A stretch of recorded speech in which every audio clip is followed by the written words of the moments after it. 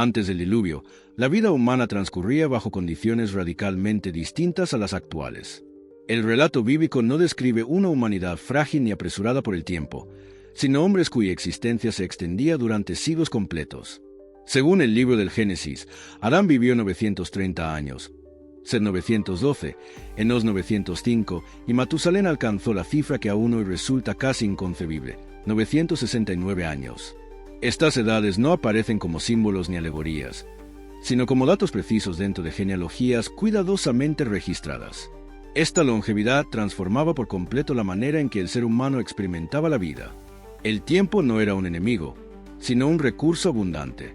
Un solo hombre podía ver nacer y morir a varias generaciones, conocer a sus descendientes directos hasta la quinta o sexta línea y transmitir su conocimiento de forma directa, sin distorsión ni pérdida. La memoria colectiva no dependía de escritos ni archivos, sino de testigos vivos que aún recordaban los comienzos del mundo. La tradición hebrea sostiene que esta longevidad no era un privilegio aislado, sino una condición general de la humanidad antediluviana. El cuerpo humano no estaba aún deteriorado por el ambiente ni por el peso acumulado del pecado. La creación conservaba un equilibrio que más tarde se perdería. El Génesis sugiere que la tierra era regada por un vapor que subía del suelo, y no por lluvias violentas.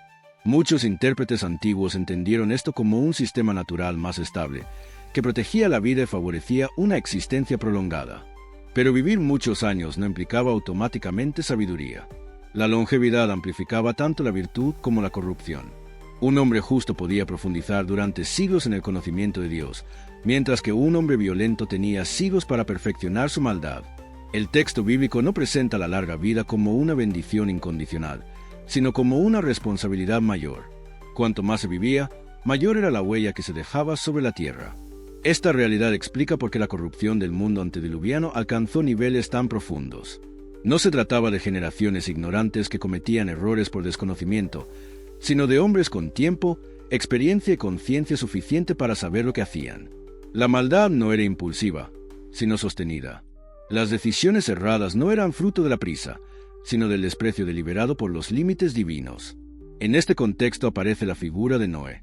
El Génesis lo describe como un hombre justo en medio de generaciones corrompidas. No porque viviera menos, sino porque, a pesar de compartir la misma longevidad y el mismo mundo, eligió un camino distinto. Mientras otros usaban sus siglos para acumular poder y violencia, Noé los empleó en obediencia, paciencia y fidelidad. Su vida demuestra que el problema del mundo anterior al diluvio no era el tiempo, sino cómo se utilizaba. La longevidad, lejos de salvar a la humanidad, terminó revelando su verdadera condición. Con tanto tiempo para cambiar, el hombre eligió no hacerlo. Con tanta oportunidad para arrepentirse, decidió profundizar su rebelión. Por eso, cuando el juicio finalmente llegó, no fue apresurado ni injusto. Fue la conclusión de una era que había agotado todas sus posibilidades. El mundo antes del diluvio vivió largo, pensó largo y pecó largo. Y esa combinación marcó el destino de toda la creación. El mundo anterior al diluvio no era una sociedad primitiva que apenas comenzaba a organizarse. El relato bíblico deja claro que la humanidad ya había desarrollado estructuras complejas, oficios especializados y una vida cultural definida. En los primeros capítulos del Génesis se menciona la construcción de ciudades, la domesticación de animales, el desarrollo de la música y el trabajo de los metales. Estos detalles, lejos de ser decorativos, revelan que la civilización antediluviana había alcanzado un nivel notable de avance para una humanidad tan temprana. Caín, tras ser desterrado, fundó una ciudad. Sus descendientes se convirtieron en pioneros de distintas áreas del conocimiento humano. Jubal es señalado como el padre de quienes tocaban instrumentos de cuerda y viento, lo que indica una cultura musical establecida. Tubal-Caín trabajaba el bronce y el hierro, mostrando dominio sobre la metalurgia y la tecnología. Esto no describe a nómadas rudimentarios, sino a una sociedad con división del trabajo, transmisión de habilidades y progreso técnico constante. Sin embargo, este desarrollo no estuvo acompañado por un crecimiento moral. La Biblia presenta una paradoja inquietante. Cuanto más avanzaba la civilización, más se degradaba su conducta. El texto afirma que la maldad del hombre era mucha en la tierra y que todo pensamiento de su corazón se inclinaba continuamente al mal. No se trataba de actos aislados, sino de una cultura entera que había normalizado la violencia, el abuso y la corrupción. La tecnología, en lugar de servir a la vida, se convirtió en instrumento de dominio. La fuerza reemplazó a la justicia. El poder se volvió el único criterio válido. En ausencia de una ley divina aceptada, cada hombre se convirtió en su propia autoridad. La civilización avanzó sin freno, pero también sin dirección. Sabían construir, crear y producir, pero habían perdido la capacidad de limitarse. Esta corrupción no surgió de la ignorancia, sino del rechazo consciente. Los hombres conocían a Dios, pero decidieron vivir como si no existiera. La Biblia no describe un mundo ateo, sino un mundo que eligió ignorar deliberadamente la voz divina. Esa elección, sostenida durante generaciones enteras, fue erosionando toda noción de bien y mal. La violencia se volvió estructural. No solo había hombres violentos, sino una sociedad violenta. Las relaciones humanas se basaban en el dominio, no en el respeto. La vida dejó de tener valor. El derramamiento de sangre se multiplicó hasta llenar la tierra. Este punto es clave para entender el juicio posterior. El problema no era que el mal existiera, sino que ya no encontraba resistencia alguna. Mientras tanto, el progreso continuaba. La música seguía sonando, las ciudades creciendo, los metales siendo forjados. Pero todo ocurría sobre un fundamento podrido. La civilización antediluviana es presentada como un mundo brillante en apariencia y completamente oscuro en esencia. Una humanidad capaz de grandes logros, pero incapaz de autocontrolarse. En medio de este panorama aparece una excepción, Noé. Su justicia resalta precisamente porque contrasta con el entorno. Noé no era un ignorante ni un aislado, sino un hombre que vivía dentro de una civilización avanzada y corrupta y aún así eligió caminar con Dios. Su vida demuestra que el problema no era el progreso, sino la ausencia de límites morales.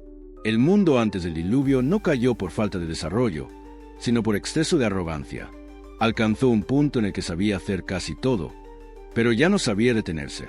Y cuando una civilización pierde la capacidad de ponerse límites, su caída se vuelve inevitable. Dentro del relato del mundo anterior al diluvio, hay un pasaje que sobresale por su misterio y gravedad. Es breve, pero su impacto atraviesa toda la narración bíblica, la aparición de los Nepilim. El texto del Génesis afirma que, en aquellos días, los hijos de Dios se unieron a las hijas de los hombres, y que de esa unión surgieron seres descritos como gigantes, hombres poderosos y de renombre. Lejos de ser una anécdota aislada, este evento marca un punto de quiebre en la historia antediluviana.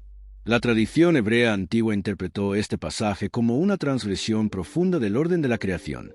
No se trató simplemente de matrimonios mixtos o alianzas humanas, sino de una mezcla prohibida que alteró el equilibrio establecido por Dios. El resultado no fue armonía ni progreso, sino una aceleración de la corrupción ya presente en la tierra. Los Nepilim encarnaban una humanidad distorsionada, marcada por la fuerza desmedida y la ausencia de límites. Estos seres no son presentados como héroes ni modelos a seguir. Aunque eran famosos y temidos, su poder no trajo justicia, sino opresión. La Biblia los vincula directamente con el aumento de la violencia y el derramamiento de sangre. En un mundo donde ya existía una civilización avanzada pero moralmente degradada, los Nepilim intensificaron el caos. Representaban la culminación de un proceso de desobediencia que había ido creciendo durante generaciones. El problema central no era su tamaño ni su fuerza, sino lo que simbolizaban: la ruptura total entre lo humano y lo divino. El límite que había sido establecido desde la creación fue ignorado. La humanidad dejó de respetar su lugar y aceptó una alteración que comprometía su propia esencia. Este acto no fue un error accidental, sino una decisión consciente que tuvo consecuencias irreversibles. A partir de este punto, el relato bíblico enfatiza que la tierra se corrompió delante de Dios y se llenó de violencia. La corrupción ya no era solo moral o social, sino estructural. La creación misma estaba siendo deformada. La mezcla prohibida había introducido un elemento que amenazaba la continuidad del plan divino para la humanidad. No se trataba solo de castigar el mal, sino de preservar la posibilidad de redención. En este contexto, el diluvio adquiere una dimensión distinta.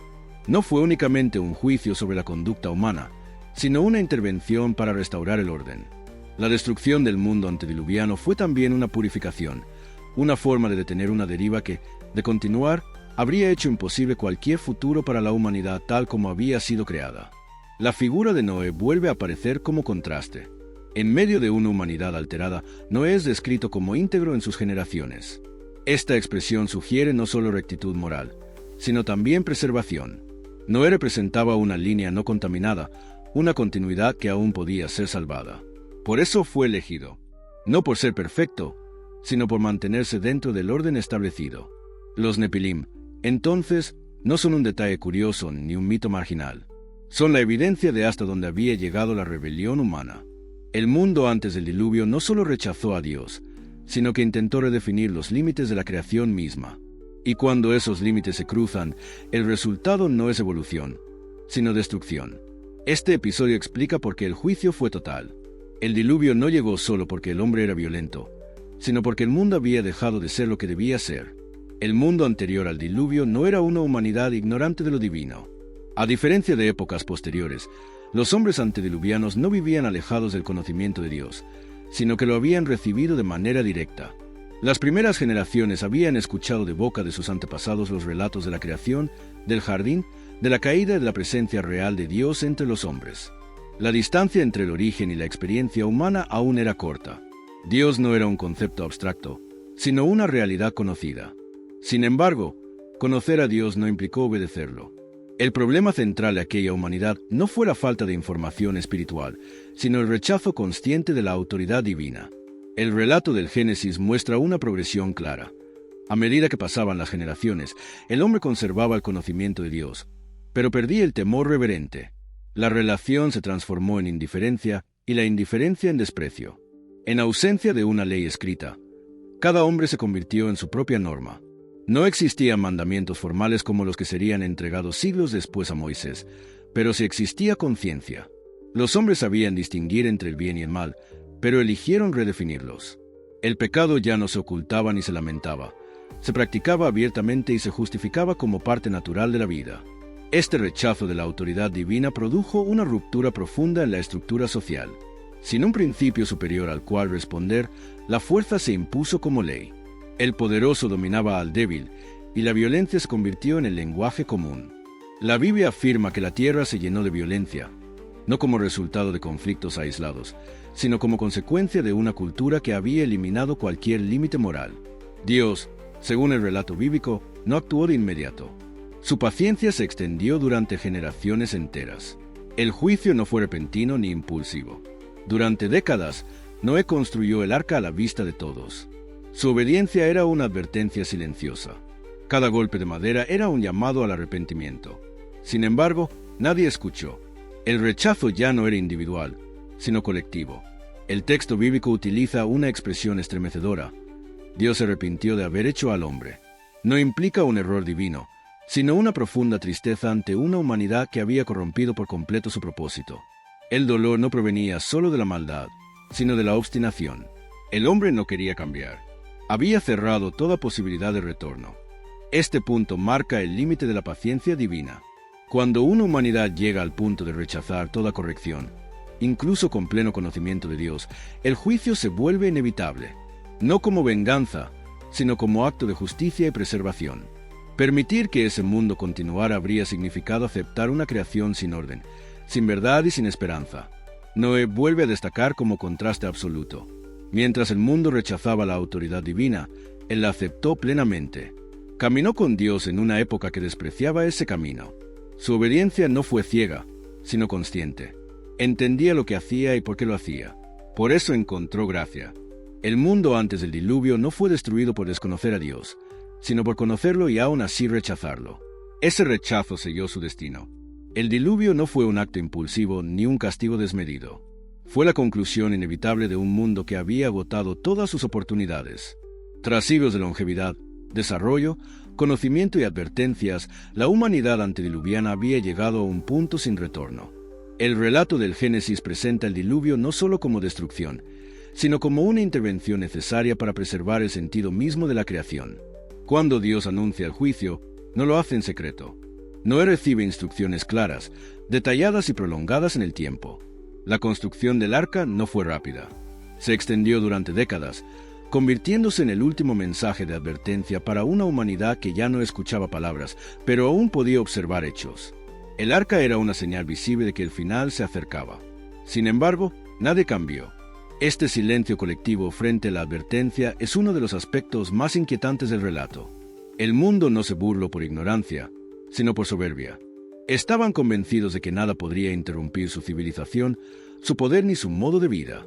El diluvio no encajaba en su visión del mundo, y por eso lo descartaron. Cuando la lluvia comenzó, Ya era tarde.